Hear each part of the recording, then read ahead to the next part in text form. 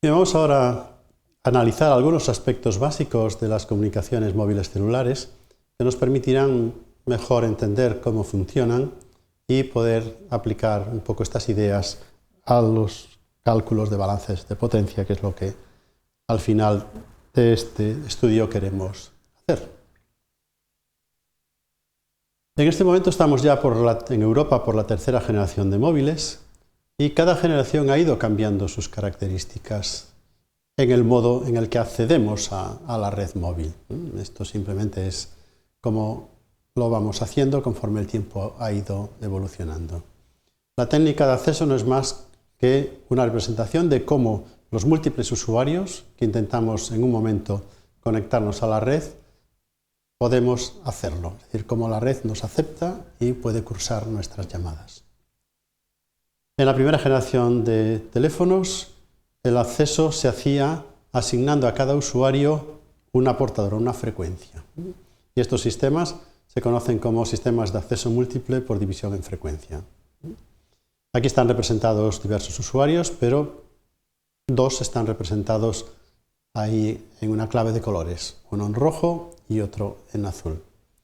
La separación de cada una de estas portadoras son 25 kHz y por lo tanto cada usuario podía tener asignado un ancho de banda de 25 kHz sobre los cuales poder enviar su señal.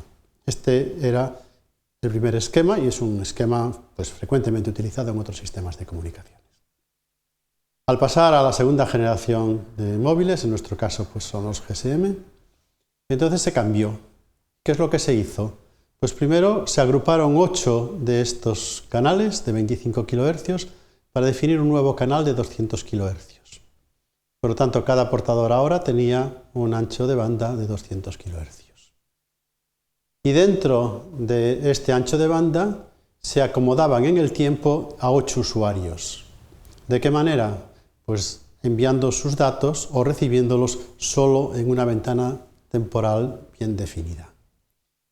Este tipo de esquema de acceso se conoce como acceso múltiple por división en tiempo.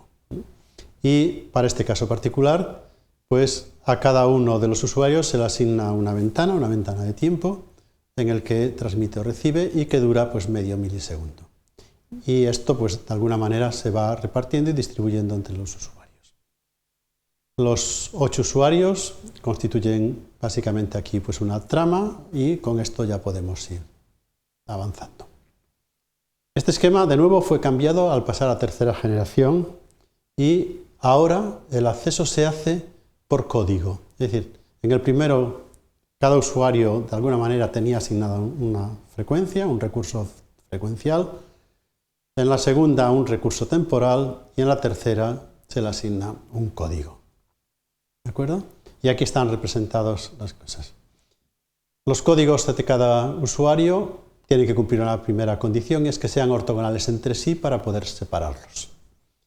Lo que los operadores hicieron en este caso fue agrupar prácticamente todos los canales de 200 kHz que disponían y crear un canal mucho más amplio de 5 MHz en los cuales expandir las bits de los datos o de la voz que se querían transmitir.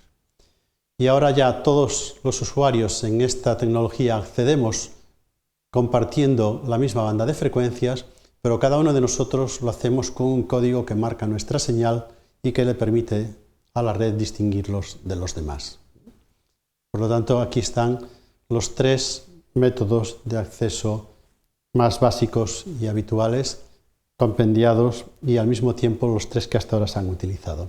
En generaciones futuras seguro que esto va a ir cambiando, por lo tanto, esto es uno de los aspectos que más se han ido modificando en el tiempo. Por comentar brevemente la historia de los teléfonos móviles, la primera generación tenía este acrónimo en inglés, aunque casi todos hablamos siempre de primera generación. Se les habían asignado, aquí están descritos, 2 bandas de frecuencia pareadas de 25 megas, una de 890 a 915, y esto es lo que describimos como el enlace ascendente, es decir, cuando el móvil se conecta con la base, y el enlace descendente, que es cuando la base se conecta con el móvil, se hace a 45 megas de separación, que esta es la separación duplex. Esto se hace para poder distinguir los transmisores y los receptores, poder filtrarlos y evitar que se interfieran uno con otro.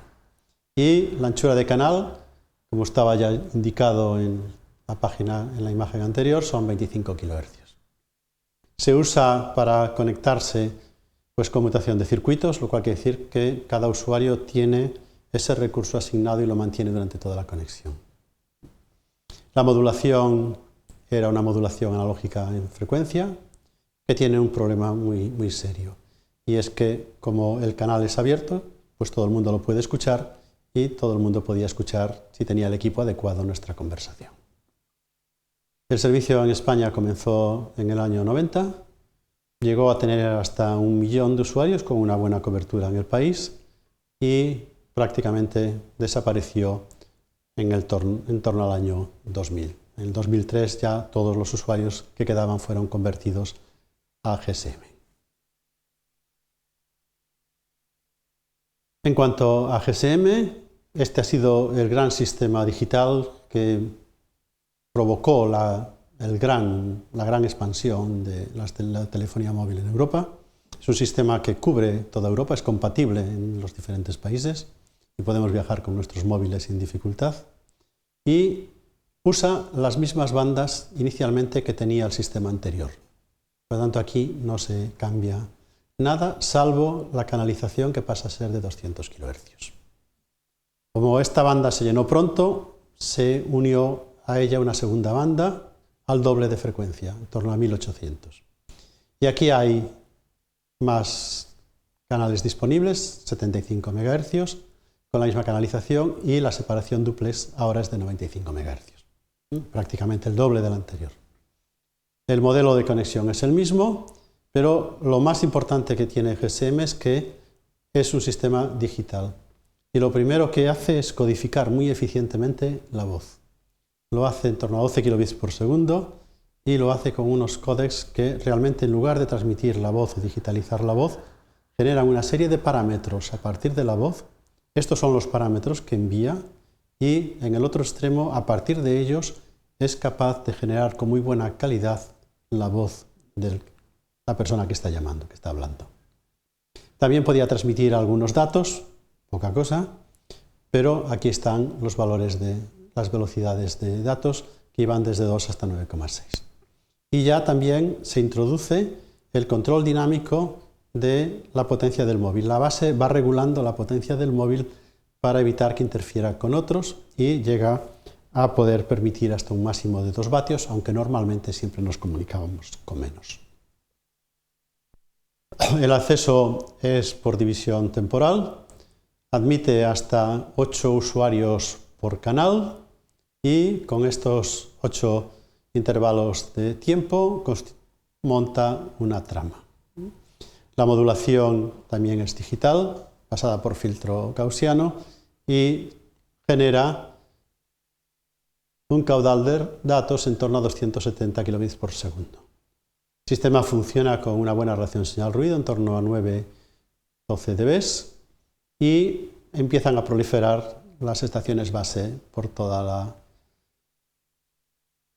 todo el país y por todas las ciudades. Y la típica que podemos ver, y es la que estaba representada en esta presentación, es una estructura sectorizada con 3, y cada uno de estos 3 sectores puede llevar hasta 3 portadoras dependiendo del tráfico que tenga que cursar. GSM empezó a desplegarse en España en el año 96, y unos 10 años más tarde ya teníamos más teléfonos en el país que ciudadanos. Se hizo después ya la transición hacia la tercera generación, y se hace a través de 2 mejoras en el sistema, que todavía es posible que bajo ciertas condiciones estos acrónimos los veamos en nuestro teléfono móvil, incluso aunque sea un teléfono de tercera generación, bajo ciertas condiciones puede ser que nos estemos conectando a través de una base o una estación de segunda generación.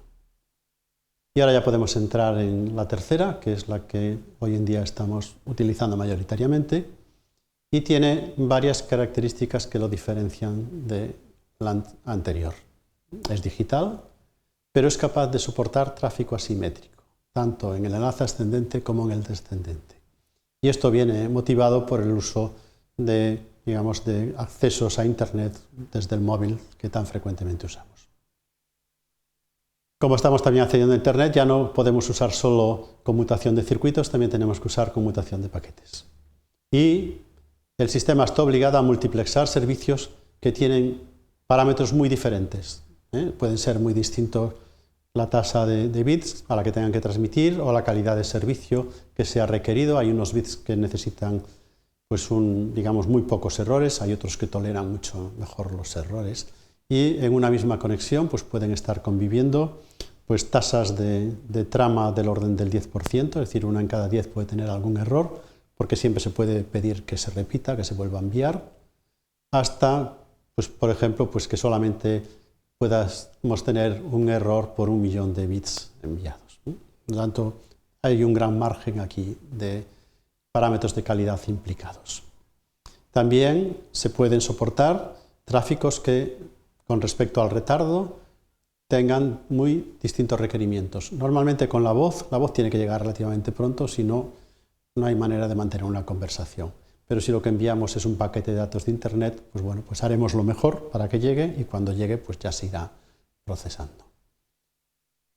La tercera generación de móviles puede tolerar o puede aceptar muy bien pues velocidades de transmisión hasta 2 megabits por segundo, pero claro, esto depende del número de usuarios que estén. En la realidad, si la celda es pequeña, pues podríamos llegar a los 384 kilobits en la práctica. Si estamos ya en una celda grande, pues difícilmente pasaremos de 144 kilobits porque tampoco hay tanto. El sistema es muy eficiente y su eficiencia espectral se aproxima a los límites de Shannon. Y la última consideración es que este sistema tenía que convivir, ser compatible y poder de alguna manera intercambiar tráfico con la generación anterior. Estas son las principales características. Para lograr todo esto, aquí están descritos los aspectos más relevantes de esta tercera generación. Lo primero es que es muy potente controlando los desvanecimientos. Y la herramienta que está usando es complicada tecnológicamente, pero es eficiente, es efectiva. Y es controlar continuamente, de manera casi instantánea, la potencia a la cual el móvil está transmitiendo. Es decir, la base continuamente está controlando nuestro móvil, está diciéndole la potencia que tiene que emplear. Después emplea mucha redundancia y diversidad temporal, introduciendo una codificación muy potente y entrelazados. Y al mismo tiempo, en ciertos tipos de transmisiones, si hay errores, pues la misma base le pide al móvil que le vuelva a enviar los bits para procesarlos.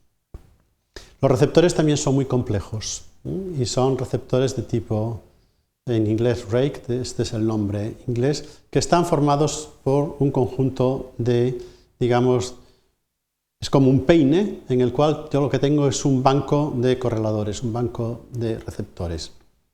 La cosa se parece un poco como a un rastrillo, es decir, un poco como los dientes de un rastrillo. Y este receptor lo que hace es, si las señales que van llegando están ligeramente retardadas en el tiempo, las alinea, las pone todas juntas y consigue en este sentido subir la señal. Es decir, es capaz de convertir un fenómeno que produciría interferencia intersimbólica, es capaz de convertirlo en un receptor optimizado.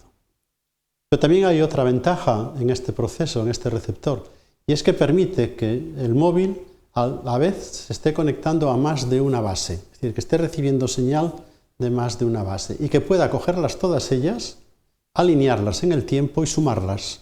Por lo tanto, se produce una ganancia importante en este caso al recibir de más de una base. No es un problema, recibir de más de una base es una ventaja. El códec, el codificador de codificador, es muy potente también y puede aceptar hasta un 1% de errores en las tramas para los bits que son más sensibles al error, que son aquellos que permiten reconstruir la voz con mejor calidad. Por otro lado, puede funcionar con relaciones señal-ruido relativamente bajas. Para voz, 5 dB de energía del bit a densidad espectral de potencia es suficiente y para datos con 2 dB el sistema puede funcionar. Por lo tanto, estas son las características básicas del sistema. En el caso de España, aquí está un poco por poner números y datos. Aquí está el reparto de operadores y las bandas de frecuencia en las cuales nos conectamos. Los 2 primeros operadores en España fueron Movistar y Vodafone, tenían asignados pues, prácticamente 25 MHz. La entrada de Orange aquí, de Orange, lo que representa de alguna manera es una ampliación en 10 megas de esta banda, se amplía, y en el momento actual que se están vaciando los canales de televisión terrena, de televisión analógica, pues ya empiezan a asignarse dentro de lo que se conoce como el dividendo digital, banda a los operadores, y aquí de nuevo se ha añadido. En 1800 megas la asignación aquí es de 20 megas para 3 de los operadores y 15 para Yoigo. Los 4 operadores aquí tienen red y el enlace ascendente se hace a estas frecuencias, el descendente a estas. Y la nueva banda que se asigna para tercera generación, para VMTS, pues aquí también está descrita.